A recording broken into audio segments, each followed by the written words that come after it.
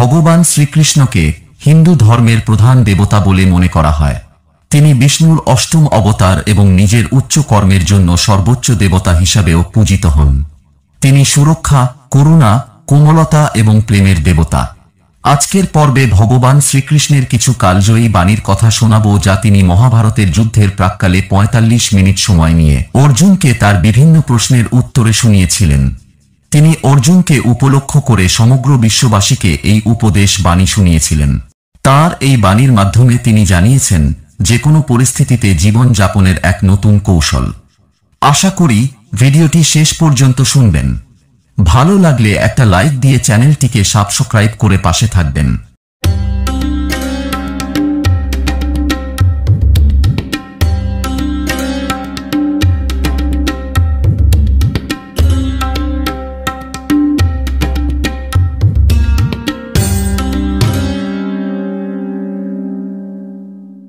ভগবান শ্রীকৃষ্ণ তার বুদ্ধিমত্তা ও প্রজ্ঞার জন্য বিখ্যাত।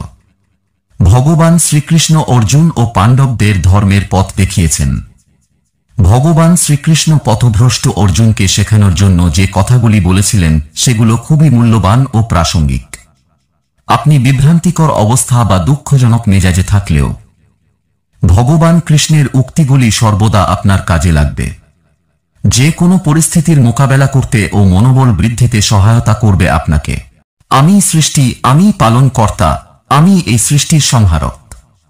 এই জগতের প্রতিটি বস্তু আমার থেকে সৃষ্ট ও আমার মধ্যেই বিনাশ। মানুষের পতন ঠিক তখন শুরু হয় যখন সে অপরিচিতের প্ররোচনায় আপনজনের সাথে শত্রুতা করতে শুরু করে। আমি কারোর ভাগ্য তৈরি করি না, কারো কর্মের ফলও আমি দেই না। আমি সকলকে সমান সুযোগ দেই। কেউ সুযোগ কাজে লাগায়, কেউ বৃথা নষ্ট করে। যে তার লক্ষ্যে অটল, সে সফলতার শীর্ষে নিশ্চিতভাবে পৌঁছাতে পারবে। সাফল্য জীবনের একমাত্র পথ প্রদর্শক নয়, আবার ব্যর্থতাও একমাত্র শিক্ষক নয়। উভয়ের কাছ থেকেই শেখা উচিত, কারণ তারা উভয়ই সমৃদ্ধির পথের মাইল ফলক। অহংকার অজ্ঞানতার ছায়া মাত্র, যা আত্মার আলোকে অন্ধকারে ঢেকে দেয়। জ্ঞানের প্রদীপ জ্বালিয়ে নিলে আত্মা আবারও প্রকাশিত হয়।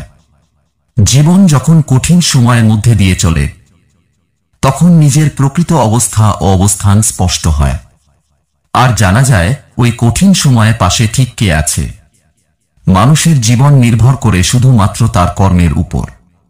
যেমন তার কর্ম, তেমন তার জীবন। আমাদের উচিত জীবনে ভালো কাজ করা।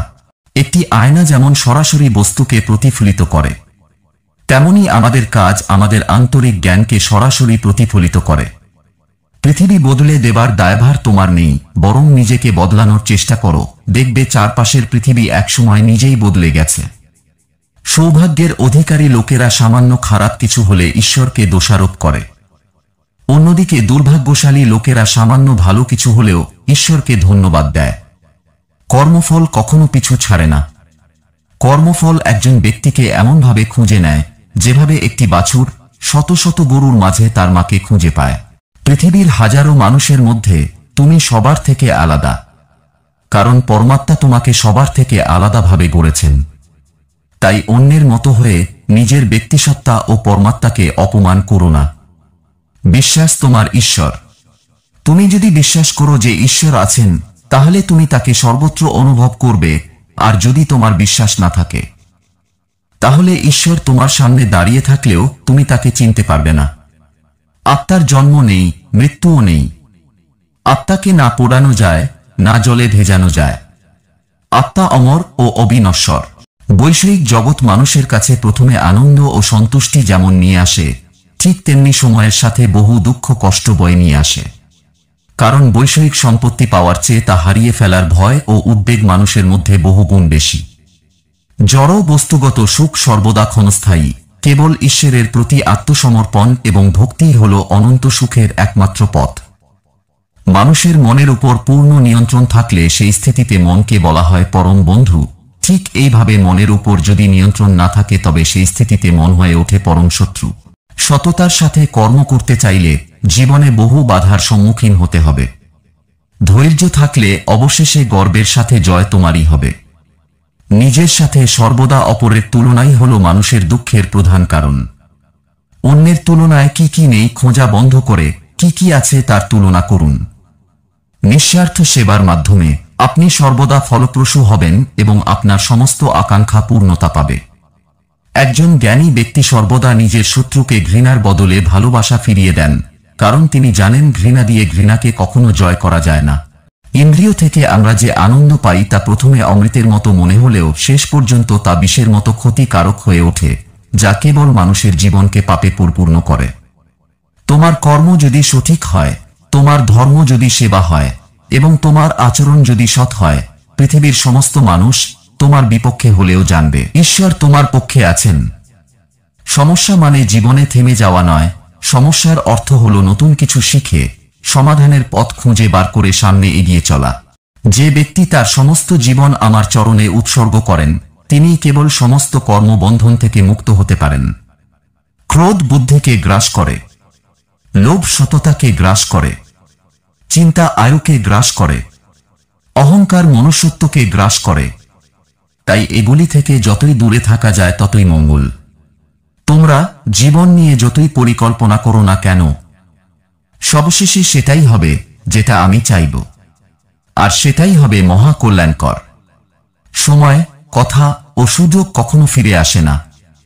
অহংকার, হিংসা ও মিথ্যার পতন খুব জরুরি। শান্তি, আশা ও সততা হারিয়ে গেলে জীবন দুর্বিষহ হয়ে ওঠে। যে অপরের খাবার কেড়ে খায় তার কোনো দিন পেট ভরে না। যে 5 জনকে দিয়ে খায় সে কখনো অভুক্ত থাকে না। তুমি যদি বুদ্ধিমান হও তাহলে নিজের বুদ্ধি কোনো ভালো কাজে ব্যয় করো। কোনো ষড়যন্ত্রে নিজেকে লিপ্ত করো না। স্বার্থহীনভাবে সমাজের ভালোর জন্য কাজ করো। এর ফলে সমাজে যেমন তোমার মান সম্মান বাড়বে, পাশাপাশি নিজের মনে প্রসন্নতা অনুভব করবে। ক্রোধ থেকে প্রতিশোধের জন্ম হয় আর ধর্ম থেকে ন্যায় জন্মায়। জীবনে ন্যায় প্রতিষ্ঠার পূর্বে নিজের ক্রোধের উপর অঙ্কুশ অবশ্যই রেখো। যে আত্মা পরিবর্তনের কোনো প্রচেষ্টাই করে না, নিরন্তর অধর্ম করে চলে, তাকে জাগ্রত করার জন্য দণ্ড দেয়া অনিবার্য। যিনি সকল প্রকার জাগতিক কর্তব্যকর্ম পরিত্যাগ করে আমার শরণাপন্ন হন, তিনি কোনো দেবদেবী, মনীষী, আত্মীয় স্বজন, বন্ধু বান্ধব কিংবা পরলোকগত পিতৃপুরুষদের কাছে কোনোভাবে ঋণী থাকেন না।